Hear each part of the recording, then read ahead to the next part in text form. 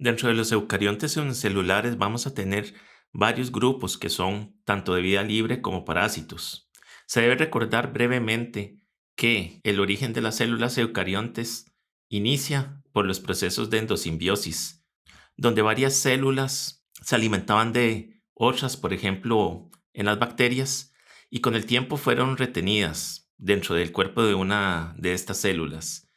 Y fue beneficioso mantenerlas porque empezaron a tener un proceso de simbiosis muy estrecho que, con el paso del tiempo por la selección natural, esto produjo la adquisición de organelas, formándose así lo que serían los diferentes tipos de células eucariontes. Así, dentro de las más basales o lo que llamaríamos con formas más ancestrales, vamos a tener el grupo de los euglenozoos, donde hay varios organismos que se comportan de forma como si fueran algas viviendo en el agua de lagos, ya que adquirieron un cloroplasto por la endosimbiosis con una alga verde unicelular. Sin embargo, estas son formas dentro del mismo grupo de los euglenozoos que surgieron posteriormente. Inicialmente los euglenozoos se restringían a los fondos de los cuerpos de agua dulce y marina, donde se alimentaban de bacterias y de otros eucariontes unicelulares. Y aún podemos encontrar especies que utilizan esta forma de hábitat y de alimentación, a los que les llamamos de vida libre. Este filo de los euglenozoos cuenta con una forma celular mantenida por unas fibrillas de microtúbulos que están asociadas a la pared celular. Además de eso, cuentan con dos flagelos, y uno de estos es utilizado a forma de remo para poder arrastrarse sobre el sustrato. Y en la parte anterior de la célula cuentan con un embudo que se llama citofaringe, que lleva a una boca celular que se llama el citostoma. Y de esta manera pueden atrapar otras células para ingerirlas. Aquí es cuando utilizan el otro flagelo, que es más corto, que les permite manipular el alimento. De esta línea de organismos euglenozoos que capturan bacterias eucariontes y que viven asociados a sedimentos de cuerpos de agua o en suelos muy húmedos, es que posteriormente, por procesos de selección natural, surgen ya lo que serían los euglenozoos parásitos que pertenecen a un grupo llamado los kinetoplastos. Y esto es porque tienen una mitocondria muy grande que se le conoce como mitocondrión, y dentro de esta hay unas acumulaciones de ADN mitocondrial a lo que se le llama el cinetoplasto. Lo interesante es que estos organismos unicelulares se convirtieron en endoparásitos por lo general de insectos en el tracto digestivo de estos. Y muchas especies presentan además otro hospedero que suele ser un vertebrado. Entre ambos tipos de hospederos suelen alternar diferentes estadios de los tripanosomátidos. Y aquí vamos a tener organismos con el flagelo desarrollado, solamente uno, a los que se les llama los tripomastigotes. Y por lo general los tripomastigotes los vamos a encontrar que son capaces de dispersarse a través del plasma sanguíneo de los vertebrados a los cuales están parasitando. Ese flagelo desarrollado lo tienen a lo largo de la célula, unido con la pared celular por medio de una estructura a la que se le llama membrana ondulante, que les facilita el nadar a través de ese plasma sanguíneo. De esta manera pueden invadir otros órganos del cuerpo o esperar a pasar al vector, que suele ser un artrópodo, el cual suele alimentarse de la sangre o los fluidos en las heridas cutáneas que presenta el hospedero cuando tiene este tipo de endoparásito. En los tripomastigotes, el kinetoplasto se presenta posterior al núcleo, mientras que hay otros dos estadios, el epimastigote y el promastigote, en que el kinetoplasto está ubicado anterior al núcleo. Incluso en el promastigote está ubicado en la parte anterior de la célula. Hay un cuarto estadio que se llama amastigote, y este no tiene flagelos. Por eso el nombre amastigote. A sin mastigote se refiere a flagelo. Y estos son los que suelen ubicarse en el interior de las células de los órganos o bien de los tejidos que están parasitando en el hospedero vertebrado. El hospedero vertebrado puede ser una persona o puede ser también todo tipo de animales domésticos vertebrados. Y estos van a adquirir al parásito debido a la interacción con el vector artrópodo, que es un insecto. Y va a ser por dos vías, ya sea por picadura, donde el insecto, al chupar sangre del hospedero, de una vez en su saliva contiene al parásito que ingresa al vertebrado. O bien también podría ser por lo que sería la contaminación con heces de los vectores que presentan el parásito y que ingresan por vía oral o bien por las fosas nasales o hasta por heridas que se contaminan con dichas heces. El ciclo inicia con el hospedero invertebrado cuando adquiere al parásito en los fluidos de los que se alimentó. Y esto va a pasar hacia el digestivo del insecto. Dependiendo de la especie del parásito, podría ser ingerido por el insecto en cualquiera de los tres estadios: amastigote dentro de un macrófago, promastigote o bien el tripomastigote. En cualquier caso, van a parasitar al insecto y se pueden ubicar en las glándulas salivales, en la pared del digestivo, en la parte final del intestino del insecto. En el insecto se dan varios eventos de división asexual para después poder ser transmitido por las vías que mencioné anteriormente, picadura o contaminación por las heces, e ingresa al vertebrado con forma flagelada, ya sea el epimastigote o promastigote, y va a buscar por vía circulatoria alojarse en el tejido u el órgano que quiere como objetivo para su alimentación. En este momento es que va a estar en el estadio mastigote, dentro de las células. Y puede pasar ahí varios periodos, incluso en algunos organismos estamos hablando que puede pasar años alimentándose del hospedero de esta manera, hasta que en un momento sale de nuevo con unas formas flageladas hacia la vía circulatoria, donde se va a reproducir asexualmente por fisión longitudinal. Esto es que se separa por los lados una célula en dos nuevos individuos. Y ahí migra a otra parte en el hospedero vertebrado o es adquirido por el vector invertebrado. Entre los vectores vamos a tener diferentes grupos, por ejemplo, varios dípteros como serían tábanos o moscas, que estos principalmente van a ser los que transmiten por picadura. También vamos a tener, por ejemplo, lo que serían pulgas, que pueden transmitir por picadura o por la deposición de heces. Y también lo que serían chinches del grupo de los hemípteros, que pueden picar para chupar sangre y así adquirir ellos el parásito, pero la transmisión la producen por deposición de heces cerca de las heridas donde se alimentaron. Las especies de estos protozoos parásitos cambian dependiendo del grupo de vertebrados que son su objetivo. Así, van a haber unas especies que parasitan a seres humanos, otras especies que parasitan a ratas, otras van a parasitar lo que serían especies del ganado o incluso especies domésticas que se utilizan como mascotas. Cabe mencionar que algunos kinetoplástidos, como es el género Phytomonas, son parásitos del floema de plantas, y estos logran ingresar a las plantas gracias a hemípteros que tienen un estilete con el que atraviesan la pared y la corteza de las plantas, y al alimentarse también transmiten este tipo de parásitos entre los diferentes grupos vasculares. Dentro de los que son parásitos en vertebrados, vamos a tener dos géneros importantes. Estos serían Leishmania y Trypanosoma. En el caso de Leishmania, va a producir lo que se le conoce como leishmaniasis. Y acá hay dos tipos, la visceral y la cutánea. En el caso de la visceral, vamos a tener una especie en el Viejo Mundo que se llama Leishmania donovani. Y en el Nuevo Mundo vamos a tener Leishmania infantum.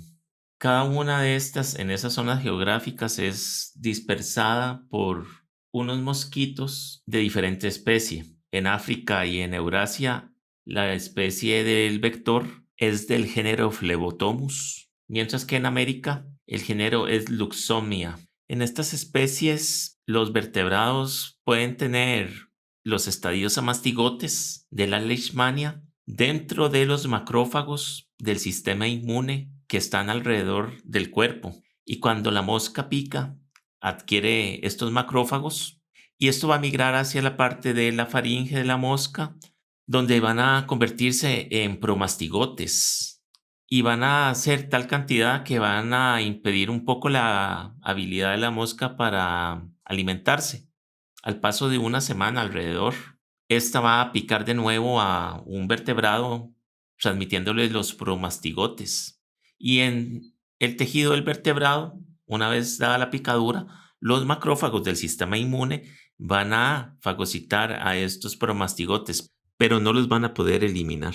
Y más bien ahora los parásitos convertidos en amastigotes van a usar estos macrófagos como medio para dispersión por el cuerpo del vertebrado. Se van a poder ir al vaso, al hígado, a la médula ósea, a la mucosa intestinal, a los nodos linfáticos del organismo y van a empezar a causar daños en esos tejidos, inflamación. El animal o el humano va a empezar a perder peso y en casos como de algunos organismos, como en perros, se pueden ver lesiones cutáneas. La leishmaniasis cutánea es producida por otras especies. En América tenemos Leishmania brasiliensis y también Leishmania mexicana. Y en general lo que va a hacer los promastigotes una vez ingresan por la picadura de la mosca es llegar a las células de la piel y empezar a alimentarse de ese tejido, con lo cual se empiezan a producir úlceras que pueden causar grandes daños en la piel de los diferentes animales y personas a los cuales parasitan. Cuando entran en la fase de división asexual dentro de las llagas que produjeron, es que están en el estadio promastigote o epimastigote, y acá es cuando las moscas que se acercan a esas heridas y chupan los fluidos adquieren nuevamente el parásito. En Costa Rica, este tipo de infección por Leishmania se le conoce como papalomoyo.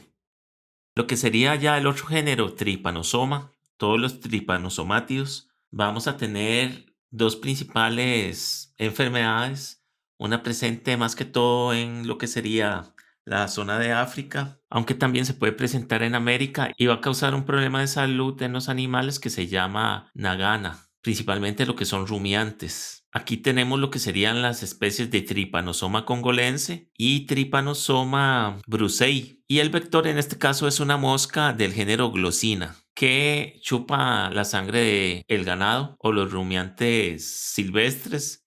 Los estadios flagelados de estos tripanosomas se pueden dividir asexualmente en la sangre como tripomastigotes, que son los que son ingeridos por la mosca y que se alojan en su digestivo y posteriormente en sus glándulas salivales.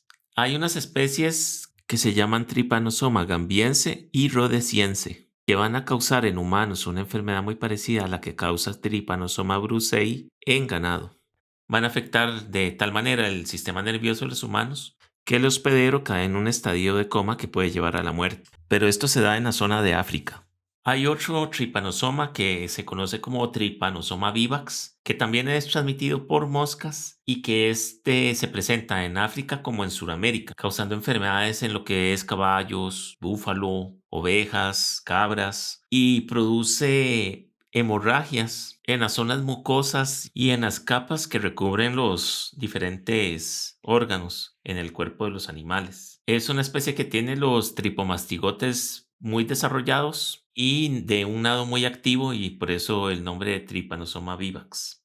Pero hay otras especies, por ejemplo, Trypanosoma equinum, que afecta a lo que serían caballos y es transmitida por dípteros del grupo de los tábanos, causando en estos una enfermedad que se conoce como mal de caderas, debido a que hay un movimiento irregular de la zona de las caderas, parálisis de los miembros posteriores del caballo, y también anemia, fiebre, problemas en la zona genital, y finalmente pueden llegar a causar lo que sería la muerte del animal. Y uno de los tripanosomas más importantes en cuestión de salud humana es Trypanosoma cruzi, que también puede afectar a los perros y puede estar presente en varios animales silvestres como lo son los pisotes, los mapaches, y está presente en el continente americano.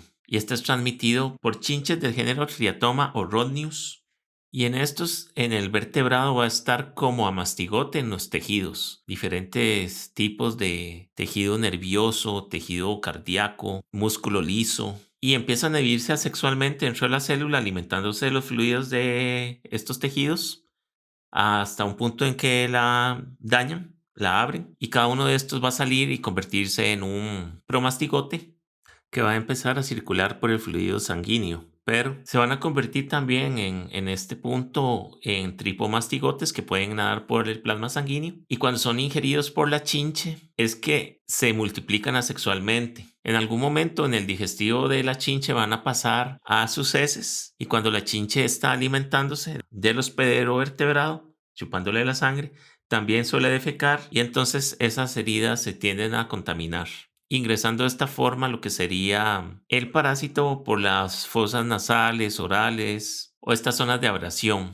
El Trypanosoma cruzi es el que causa la enfermedad entonces que se conoce como mal de Chagas. Entonces, tanto en los grupos de Leishmania como en los grupos de Trypanosomatios es muy importante entender que las especies silvestres que pueden poseer estos parásitos van a servir de reservorios para que los vectores hagan la transmisión también hacia especies que son domésticas o incluso en el ser humano.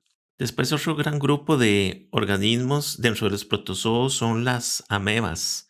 Ciertas amebas también van a estar en una categoría que se les conoce como los excavata, debido a que la forma de la célula en la parte inferior, que pega con el sustrato en que están viviendo, suele tener un surco, por el cual pueden canalizar el alimento que van a ingerir. Las amebas pueden contar con prolongaciones para movilizarse que se llaman pseudópodos, que esto es extensiones que pueden hacer de la pared celular en las cuales empujan con citoplasma y también las pueden recoger, entonces son variables en tamaño y las pueden utilizar tanto para movilizarse como para fagocitar alimento que se van a comer y que después van a digerir por una vacuola. Sin embargo, hay algunos tipos de amebas que carecen de estos pseudópodos o los tienen reducidos y más bien lo que cuentan son con cilios para movilizarse. Pueden tener 2, 4 o mucha cantidad de cilios dependiendo del grupo en que estemos en excavata. Y la mayoría de estas son especies de vida libre. Sin embargo, algunas cuantas formas son parásitas de vertebrados. Por ejemplo, un grupo que se llama Heterolobosea, vamos a tener el género Naegleria. Dentro de este tenemos una especie que se llama Naegleria fowleri, que causa lo que sería la meningitis amebiana. Estas especies pueden estar en cuerpos de agua dulce, en formas biflageladas que nadan en el agua y ahí pueden alimentarse, pero puede ocurrir que alguien nade en esa agua y la ameba ingrese por las fosas nasales de la persona. Principalmente va a ser importante en zonas donde la temperatura sea alta, donde se pueden desarrollar este tipo de amebas. Y entonces, una vez dentro del hospedero vertebrado, se va a ir al cerebro. Y en este punto adquiere un cambio morfológico porque deja de lado los flagelos y más bien empieza a producir los pseudópodos y se empieza a alimentar de la zona cerebral. Empieza a dividirse asexualmente, creando lo que sería una infección en esta zona y al cabo de una semana puede causar bien la muerte de una persona. Se ha encontrado también este tipo de ameba en especies que están en zoológicos, por ejemplo en dantas, también en ovejas y puede ocurrir en terneros del ganado. También esto pasa en humanos. Las personas jóvenes, niños, adolescentes son los que pueden adquirir más fácilmente este tipo de ameba parásita. Entonces, lo que distingue a este grupo es esa capacidad de pasar por diferentes estadios. Un estadio biflagelado que nada en el agua, un estadio ameboide que está en el cerebro y muy importante, cuando en el cerebro va a querer dispersarse, este organismo va a formar un tercer estadio que son quistes.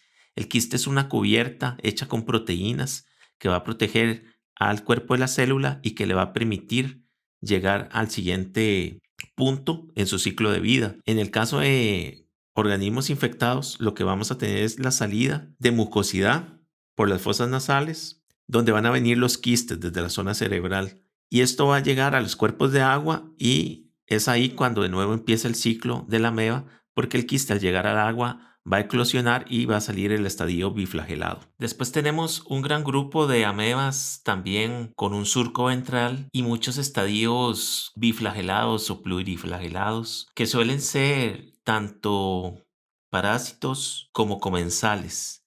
Inclusive aquí vamos a tener lo que serían los comensales en el tracto digestivo de varios organismos que se alimentan de material vegetal, por ejemplo en las termitas o inclusive en los rumiantes. Y estos simbiontes del intestino les facilitan el proceso de la digestión de la celulosa. Y en ese sentido, en estos grupos comensales su diversidad es bastante grande y muchas veces desconocida, pero se puede accesar a ella por medio de análisis genéticos. Los grupos parásitos sí son más entendidos debido a que, como afectan la salud de varios grupos de animales, se tiene una mejor comprensión de sus ciclos de vida y de sus estructuras anatómicas.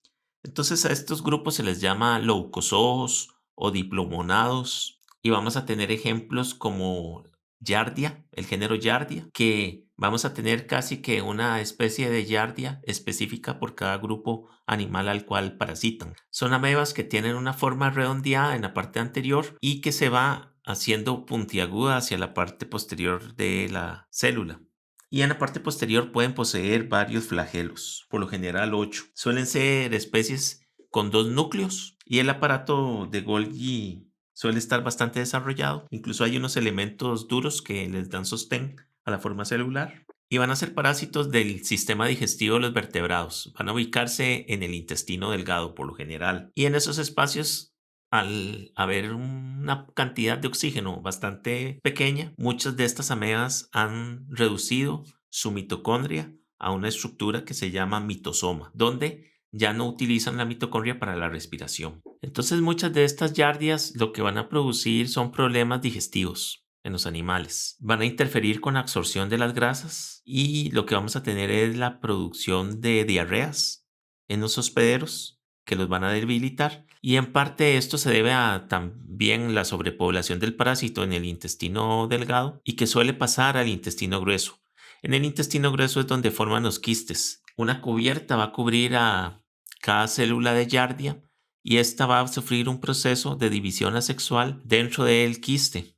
Va a salir por las heces y va a esperar que por contaminación otro hospedero adquiera de nuevo una población de este tipo de ameba. Vamos a tener Giardias en diferentes grupos de vertebrados, anfibios, reptiles, aves, mamíferos. También hay otro género muy relacionado a Giardia, similar en forma, que se llama Hexamita y principalmente nos va a afectar lo que sería el cultivo de aves, como los son pavos, faisanes, produciéndoles problemas en el digestivo y debilitando estos organismos, por lo cual causan al final problemas económicos. También en los cultivos de salmón y trucha podemos encontrar Hexamita salmonis y esto puede afectar la producción de esos sistemas si se nos contamina la población con este parásito. La propagación se va a dar por el consumo, en ambos casos, del medio con los quistes que salen por las deposiciones de estos grupos de animales. También dentro de los leucozoos tenemos otras amebas que son conocidas como las metamonadas. Y acá dos géneros importantes son tricomonas y tritricomonas. Acá también vamos a tener en estos dos géneros células que cuentan con varios flagelos, estructuras que refuerzan la forma celular, producto del citoesqueleto, y además de eso una membrana ondulante, la cual le sirve para movilizarse por las mucosidades, pero en este caso de los aparatos reproductivos de los vertebrados. Por ejemplo, la especie de Trichomonas vaginalis está presente en seres humanos y es de transmisión sexual. En el útero de las mujeres va a alimentarse de la mucosidad presente y va a causar una infección, y en los hombres va a ser asintomático. Después tenemos Trichomonas gallinae, que causa problemas de úlceras en el esófago de las aves de cultivo. En el caso de la especie Trichomonas foetus, que aparece en el aparato reproductor femenino del ganado, también va a afectar el feto, va a causar muerte del feto debido a contracciones del útero de la hembra para intentar eliminar el parásito. Está presente también en el aparato reproductor masculino del ganado y se transmite por vía sexual, incluso aun cuando se esté dando inseminación artificial. En otros organismos como los cerdos puede haber tricomonas, pero alojados en las fosas nasales. Y en gatos pareciera que es la misma especie que afecta al ganado. También está el género Histomonas. Y en el caso de aves, la especie Histomonas meleagridis puede ser ingerida cuando las aves consumen lombrices. Y estas lombrices pueden tener un nematodo, que el nematodo puede tener este protozoo. Una vez que estos protozoos llegan al ciego intestinal del ave, es cuando pueden causar los síntomas, que incluye inflamación y necrosis del tejido que está siendo consumido por el parásito. Las siguientes serían ya amebas más desarrolladas, que son estas que pueden movilizar bastante sus pseudópodos y por lo general van a ser amebas que no tienen ni el surco ni tienen esos cilios y son a las que se les conoce como sarcomastigotas. También son las amebas más grandes y las de vida libre, incluso son fáciles de encontrar en suelos húmedos donde se están alimentando de otros organismos unicelulares que engloban por medio de sus pseudópodos. Además que suelen contar con una vacuola contráctil para sacar los excesos de agua del cuerpo de forma un poco más eficiente. Similar con estas amebas de vida libre, dentro de este grupo vamos a tener tanto comensales como parásitos. Y entre estas especies están las del género Entamoeba, las cuales van a habitar en la parte final del intestino delgado y en todo el intestino grueso. Algunas son comensales, como el caso de Entamoeba coli, y entonces van a estar alimentándose de detritos y de la mucosa intestinal, mientras otras especies como Entamoeba histolítica, además de eso, consumen el tejido del intestino, siendo una especie que puede causar problemas de disentería que además causan hemorragias. Para la diferenciación de las dos células no se puede hacer en el estadio que se alimenta, que se llama trofozoito, porque en ambas solo cuenta con un núcleo, pero en los quistes, una vez que ya tienen la cubierta y están listas para salir por las heces, para la dispersión, es cuando se puede notar si cuenta con 4 núcleos, porque se hace una división asexual, en el caso de Entamoeba histolítica, y 8 núcleos en el caso de Entamoeba coli. Una vez que los quistes salen con las heces, van a estar esperando llegar de alguna manera a cuerpos de agua y que de esta forma pueden ser transportados y ser consumidos de nuevo por algún hospedero. Si esa agua, por ejemplo, se utilizó para regar cultivos o regresó de alguna forma de nuevo hacia los hospederos porque no se le hizo un aseo correcto de las zonas donde habitan o de las manos, porque estas especies también pueden afectar a humanos, no solo a otros animales. Y esa es la manera en que se hace el ciclo de vida de estos grupos. Ya la otra línea evolutiva de eucariontes unicelulares serían los cromistas. Y esto incluye también varios grupos ameboides, pero a diferencia de los anteriores, están mayor adaptados para la vida en la columna de agua. En los mares los vamos a encontrar si se agarran muestras de agua ciertos grupos con caparazones de carbonato de calcio o de sulfato de estroncio o de sílice, que son conocidos como foraminíferos y radiolarios, y se alimentan ahí de otros organismos eucariontes o de bacterias o materia particulada que está flotando en el agua, que atrapan con unos pseudópodos muy finos que se llaman reticulopodios o axopodios. Otro grupo de células que pertenece a los cromistas se llaman los ciliados. Son células que totalmente están cubiertas en su membrana celular por una serie de filas de cilios que les permite movilizarse, ya sea en los cuerpos de agua o sobre los sustratos en que viven, y pueden sincronizar el movimiento de estos pequeños cilios. Suelen ser especies de vida libre que consumen otros organismos microscópicos del agua y una característica que los distingue es que cuentan con 2 tipos de núcleo. Los macronúcleos, que les sirve para el metabolismo del día a día, y los micronúcleos que les sirve para la reproducción. Entonces, cuando 2 de estos cilióforos quieren reproducirse, se juntan, diluyen sus organelas, salvo los micronúcleos, comunican sus paredes celulares y hacen una división de los micronúcleos. Finalmente termina en que cada uno de los conjugantes recibe del otro una copia de la mitad de un micronúcleo. Así cada individuo juntará las 2 mitades y con esto conformará un nuevo micronúcleo con información genética renovada. Concluido el proceso de conjugación, los individuos se separan. Y este micronúcleo se va a encargar de formar de nuevo el macronúcleo y el macronúcleo se va a encargar de formar el resto de organelas. Por lo general son especies de vida libre, pero hay un género con una especie que se llama Balantidium coli, que suele ser un organismo que vive en la fauna intestinal de varios vertebrados, principalmente en cerdos y en ratas, aunque se puede encontrar en primates. Aquí los organismos que ingresan en los hospederos se empiezan a reproducir por fisión transversa, pero hay reportes de que esta especie puede causar úlceras en el intestino delgado de los humanos y eventos de diarrea. Después, otra parte importante de los ciliados es que muchos son comensales en los estómagos de los rumiantes y en su intestino. También se han encontrado en caballos. Y aunque no es bien conocido, se cree que son necesarios para poder realizar la digestión de estos organismos. Igual como con las amebas, estos grupos lo que van a producir son quistes para la dispersión a través de las heces del hospedero. Aparte de eso, hay otra serie de cromistas de vida libre con especies que flotan en el agua como plancton, que algunas son consumidoras de otras células por succión. Estos dinoflagelados poseen cubiertas de celulosa y tienen 2 cilios para natación e incluso pueden tener un tentáculo oral. Pero muchas de estas están asociadas con bacterias fotosintéticas o cuentan con cloroplastos, por lo cual se comportan más como algas y son a lo que se le llama dinoflagelados, que pueden causar agregaciones de muchos individuos cuando hay nutrientes en el agua que finalmente son los que producen la marea roja. Esto puede afectar los cultivos de moluscos si los moluscos consumen por filtración el agua que tiene estos dinoflagelados que producen toxinas producto de la fotosíntesis. Y entonces se da una acumulación de esas toxinas en el tejido de los bivalvos. Y también si hay peces que consumen de estos bivalvos, esos peces pueden acumular esas toxinas. Finalmente, si una persona consume estos productos marinos con esas toxinas, le da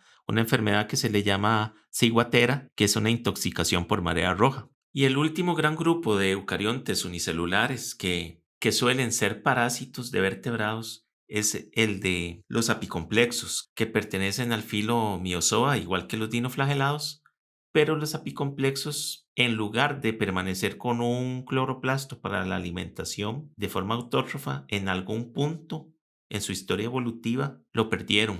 Y lo que quedó fue una estructura de membranas similares a las que tiene el cloroplasto, a la que se le llama apicoplasto. Y estos, por los procesos evolutivos, se convirtieron en parásitos de otros organismos. Estos apicomplexos, sus células se caracterizan porque en la parte anterior cuentan con una serie de estructuras, a lo cual se le llama aparato apical, con el cual pueden perforar la pared celular del tejido del hospedero donde se quieren ubicar y empiezan a alimentarse los fluidos de esas células a través de succión, que hacen a través de su membrana celular.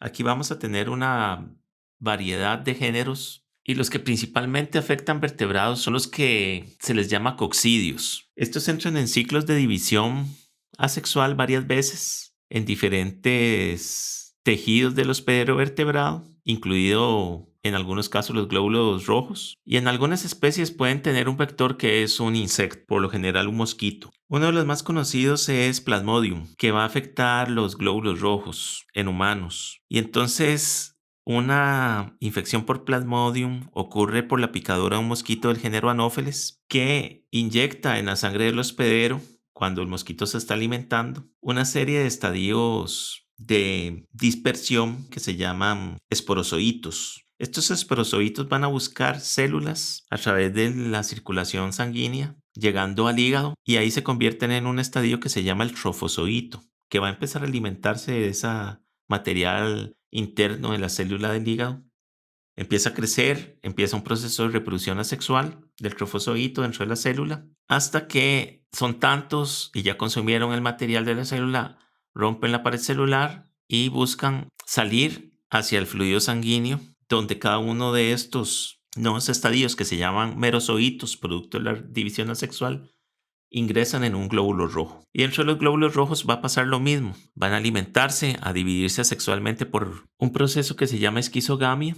Y tras terminar con el glóbulo rojo, cada uno de estos nuevos merozoitos puede salir e ingresar de nuevo a otro glóbulo rojo y volver a comenzar con el ciclo de reproducción asexual.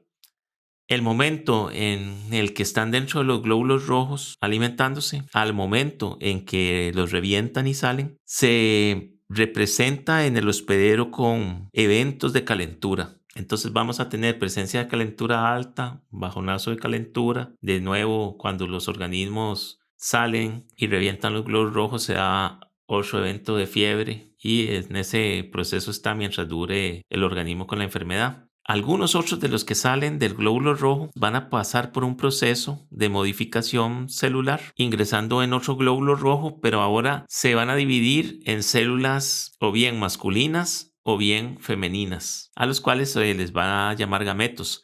Y entonces a este proceso se llama gametogonia. Cuando de nuevo el mosquito anófeles llega a picar, a chupar sangre, ingiere estos glóbulos rojos que traen al parásito, pero en forma de gametos.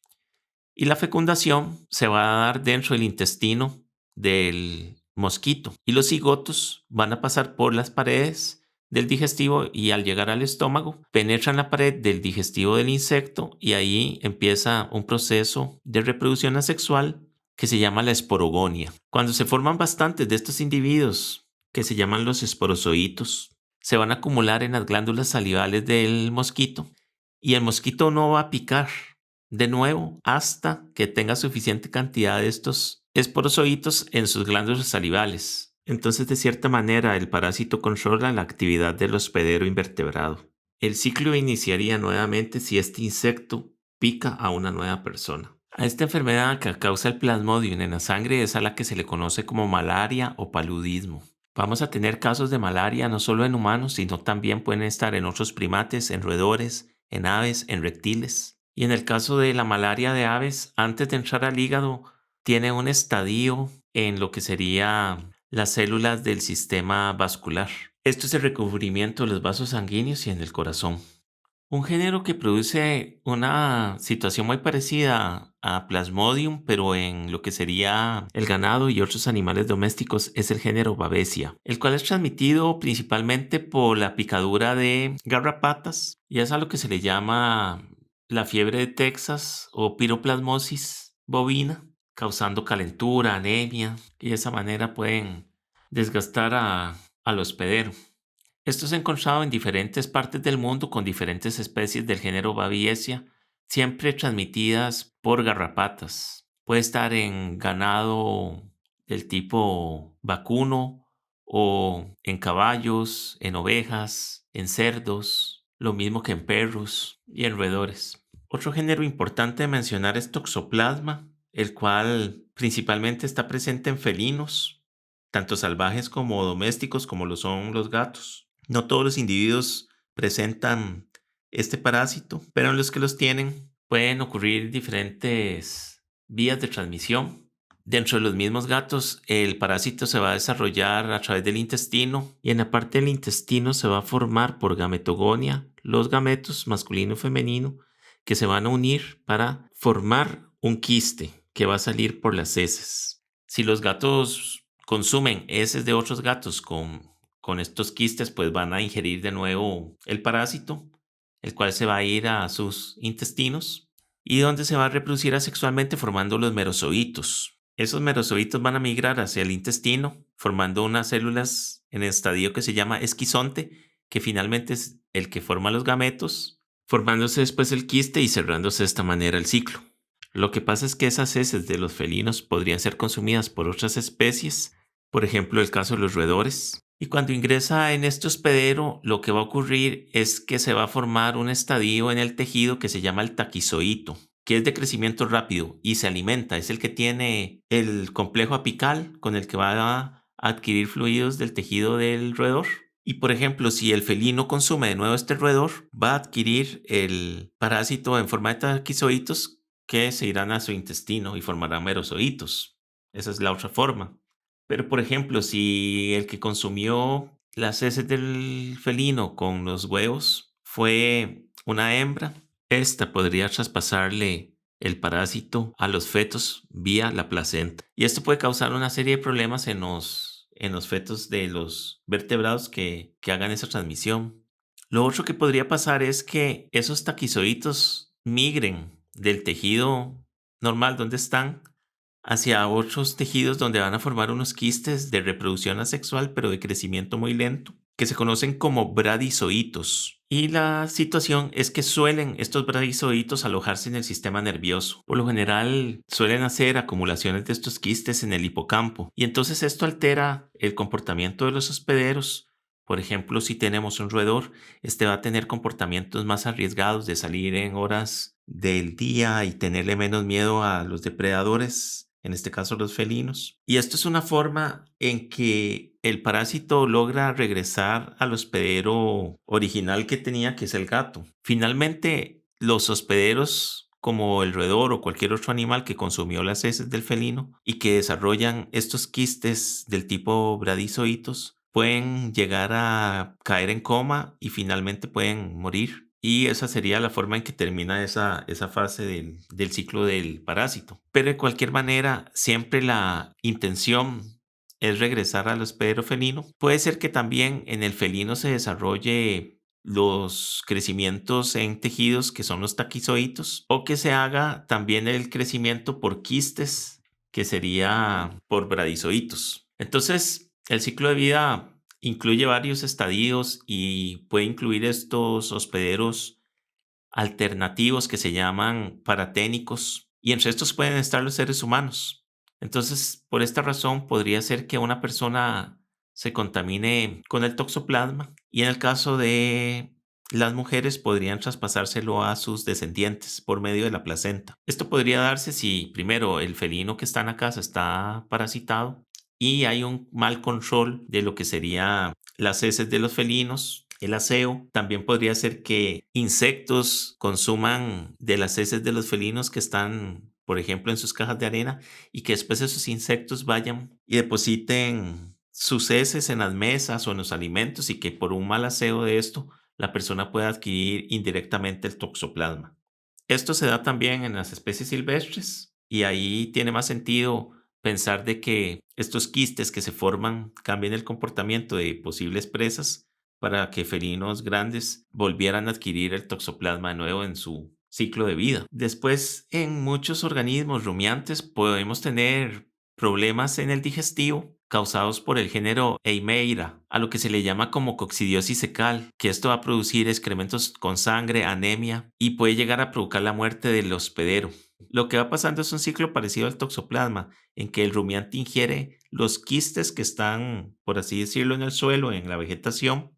Cuando está consumiendo el rumiante, ingresa al intestino, y una vez acá empieza lo que es la formación de los merozoitos en las paredes del digestivo por división asexual, que va migrando hacia abajo en el digestivo, llegando al intestino grueso, donde se da la gametogamia y finalmente la producción de los quistes que salen por las heces. De esta manera vemos que hay diferentes estrategias que tienen los eucariontes unicelulares, tanto para la vida libre como su especialización como comensales y parásitos de vertebrados. Todos estos grupos que dependen de vertebrados tienen una aparición evolutiva reciente, porque si pensamos desde el origen de la endosimbiosis en que se originó las células eucariontas, que estamos hablando de unos 3.500 millones de años aproximadamente, pasó un montón de historia evolutiva, de adaptaciones, principalmente para la vida libre, que muchas de estas después sirvieron para la vida de estos organismos como comensales o parásitos,